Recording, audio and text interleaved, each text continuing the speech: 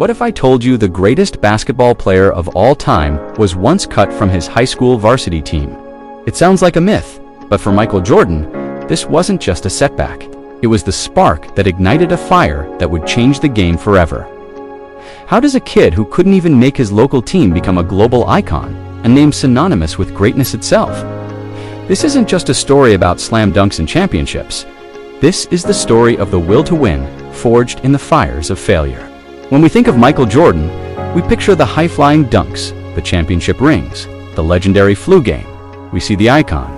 But the journey to becoming that icon was filled with brutal challenges that would have broken most people. Before he was Air Jordan, he was just Mike, a skinny kid from Wilmington, North Carolina, with a dream. That dream took a major hit when he was a sophomore. He tried out for the varsity team and saw the list posted. His name wasn't on it. His taller friend, Leroy Smith, had made the cut instead. Jordan went home, locked himself in his room, and cried. This moment could have been the end. For so many, a rejection like that is proof that you're not good enough. But for Michael, it was fuel. He didn't quit. He didn't complain. He joined the junior varsity team and decided he would never feel that kind of disappointment again. He worked relentlessly. Every single day, he was the first one in the gym and the last one to leave. He practiced his shots until his arms ached. He pushed his body to its limits. He wasn't just trying to get better. He was on a mission to prove everyone wrong. The next year, he didn't just make the varsity team, he dominated. This relentless drive followed him to the University of North Carolina. Under the legendary coach, Dean Smith, he wasn't immediately the star. He was part of a system, but even then, his talent was undeniable. In the 1982 NCAA championship game, as a freshman, the ball was in his hands with seconds on the clock. The game was on the line. He took the shot and nailed it. That was the moment the world first saw the clutch gene that would define his career. But even after winning a national championship and being drafted third overall by the Chicago Bulls, the real struggle was just beginning. The Chicago Bulls in 1984 were not a good team. They were a franchise with a history of losing. Jordan arrived and immediately changed everything.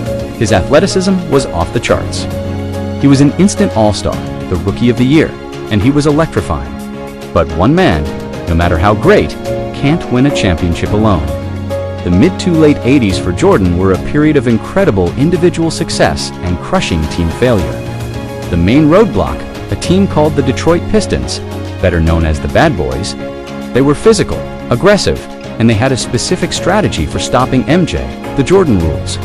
They would double-team him, triple-team him, and foul him hard every time he drove to the basket. They beat him down physically and mentally. For 3 straight years, from 1988 to 1990, the Pistons eliminated the Bulls from the playoffs. The narrative started to build. Jordan was a spectacular scorer, a highlight machine, but maybe he just wasn't a winner. Maybe he couldn't lead a team to a title. This is where the story gets really interesting. Most players would demand a trade or blame their teammates. Jordan did something different. He looked inward. He and the Bulls realized that individual brilliance wasn't enough. The turning point came when they hired coach Phil Jackson, who brought with him a new system, the triangle offense. This offense was designed to get everyone involved, to move the ball, and to rely on teamwork rather than one man's heroics. For a player like Jordan, who could score at will, this was a huge mental shift. He had to learn to trust his teammates more. He had to sacrifice some of his own scoring to make the team better. And physically, he hit the weight room. He knew he had to get stronger to withstand the beating from teams like the Pistons. He bulked up, adding lean muscle without sacrificing his quickness. He was transforming from a high-flying scorer into an unstoppable all-around basketball weapon in 1991. The Bulls faced the Pistons in the playoffs once again, but this time, things were different. The Bulls were no longer a one-man show. They were a cohesive unit, and Jordan was their leader. They didn't just beat the Pistons, they swept them, for games to none. It was a symbolic passing of the torch. The Bad Boys were done, and the Bulls era had begun. That same year, they went on to win their first ever NBA championship, defeating Magic Johnson's Los Angeles Lakers. That victory opened the floodgates. The Bulls, led by Jordan, would go on to win 3 consecutive championships at three-peat. They were on top of the world. And then, the unthinkable happened. In 1993, At the absolute peak of his powers, Michael Jordan retired from basketball. The world was in shock. His father, James Jordan, had been tragically murdered earlier that year, and a burnt-out Jordan said he had lost his desire to play the game. He pursued a new dream, playing professional baseball. His baseball career was not great. He struggled in the minor leagues, a humbling experience for a man who had been the best in the world at his chosen sport. The public and media were critical. It seemed like a bizarre chapter in an otherwise perfect story. But even in this failure, Jordan was learning. He was experiencing what it was like to be an underdog again, to struggle, to not be the best. It reignited the fire.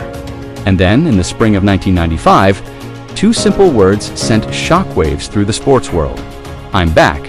Jordan returned to the Chicago Bulls, but he wasn't quite the same player. He was wearing number 45, and the Bulls were eliminated from the playoffs that year. The whispers started again. Had he lost it? Was the magic gone? That offseason, fueled by the sting of that playoff loss, Jordan trained with an intensity that even he had never reached before. He was filming the movie Space Jam during the day and holding intense pro-level pickup games at night. He was on a mission. He shed number 45 and went back to his iconic 23.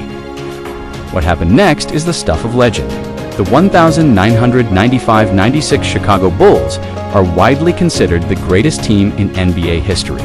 They went 72-10 in the regular season, a record that stood for 20 years. They stormed through the playoffs and won the championship. It was the beginning of the second three-peat. From 1996 to 1998, Jordan and the Bulls were invincible, creating a dynasty for the ages. So, what is the real secret behind Michael Jordan's success? It wasn't just his talent, it was his mindset. The key insight is that he used every failure, every insult, every setback as motivation. Being cut from the varsity team, he used it to become the hardest worker. Losing to the Pistons, he used it to become a better teammate and a stronger player. The criticism of his baseball career and his 1995 playoff loss, he used it to fuel one of the most dominant seasons in sports history. His greatness wasn't defined by his absence of failure, but by his response to it. He had a psychological need to win, to prove his doubters wrong, and to be the best. He never settled. After winning one championship, he wanted another, and another. He competed in everything, from a playoff game to a simple card game with teammates, with the same burning desire.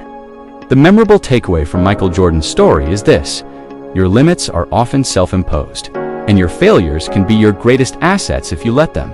It's not about never falling down, it's about how you get back up. Jordan's career teaches us that talent can get you to the door, but it's character, hard work, and an unbreakable will that allows you to walk through it and build a legacy. His story is the ultimate testament to the power of perseverance. If you love stories about the legends who changed the game, make sure to subscribe for more, and check out the next video on your screen right now. Thanks for watching.